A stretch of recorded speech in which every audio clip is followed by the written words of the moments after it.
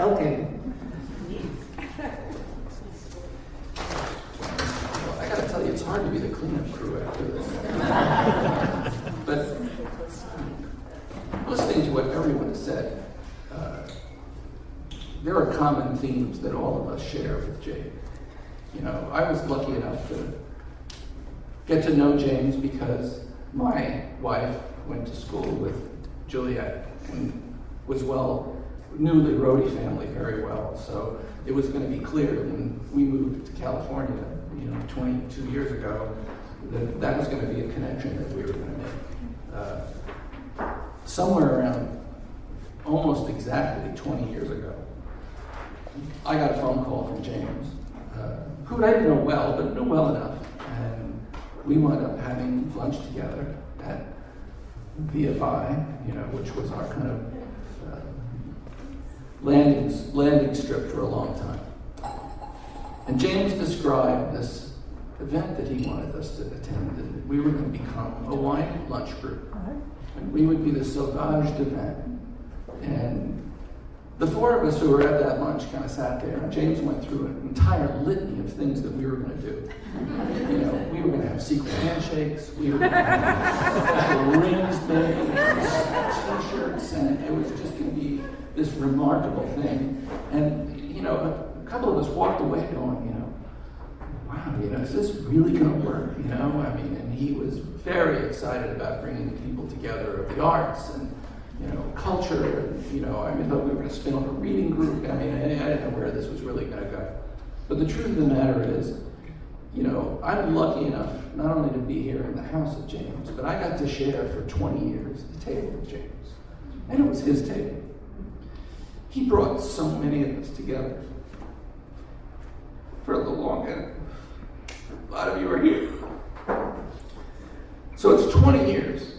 I had to do a little math this morning. It's 20 years means there's roughly about 200 lunches that we all attended. That's about 3,000 plates. I kind of count maybe 9,000 biscotti, 4,000 bottles of wine. And there are certain phrases that everybody's used about James. He was a bon vivant. There's no question about that. I kind of tagged on to this. The La Dolce Vita was part of our life. He brought together, I think there are probably 50 of us who, at some point along the line, sat at that table. And it emerged friendships, conversations, relationships that none of us are going to forget. It was such a remarkable thing. And, there was always a kind of joy in his voice when he called to set up the next lunch. What will we drink? How will, it was just this, there was a certain real excitement. I was talking to my daughter this morning, and we were kind of reminiscing a little bit about James.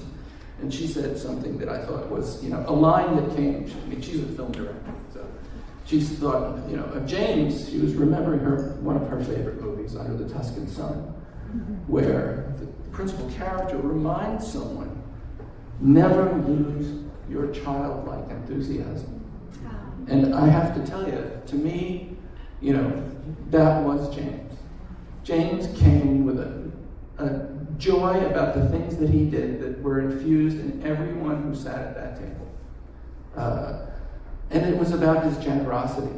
And his generosity was infectious to the people who sat at that table.